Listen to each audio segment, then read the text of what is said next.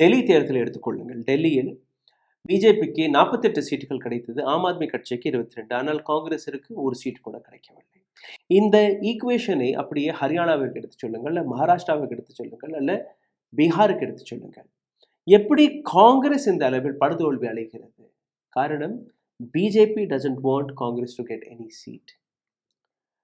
பணம் இருக்கு, பலம் இருக்கு, ஒட்டுமொத்த சிஸ்டம் அவர்கள் கையில் இருக்கு. அப்போ யாருக்கு எவ்வளவு சீட்டு வேணும் போகணும் என்கிற அந்த முடிவை எடுக்கக்கூடிய ஸ்தானத்தில் இன்னைக்கு பிஜேபி வந்து விட்டது. ஹரியானாவில் கிரவுண்டில் இறங்கி பார்க்கும்போது பிஜேபிக்கு ஓட்டு போகாது என்பதை அனைத்து நபர்களுமே வெளிப்படையாக கூறினார்கள். பீகாரை எடுத்துக்கொள்ளுங்கள், அதே சிச்சுவேஷன் தான். டெல்லி எடுத்துக்கொள்ளுங்கள், ஆம் ஆத்மி கட்சியுடைய அந்த வேலை, ஸ்கூல், ஹாஸ்பிட்டல்ஸ், ரோடு, ஒவ்வொரு விஷயத்தையும், ஒவ்வொரு இன்ஃப்ராஸ்ட்ரக்சரையும் அவர்கள் எந்த அளவில் எடுத்து வைத்தார்கள். அதையும் தாண்டி அவர்களுக்கு அங்கே 22 சீட்டுகள் தான். அதே மாதிரி மகாராஷ்டிராவில் ஏக்நாத் ஷிண்டேவுடைய ரேலியில் யாருமே கலந்து கொள்ளவில்லை. The core Shivasena voters did not even gone for their public meetings.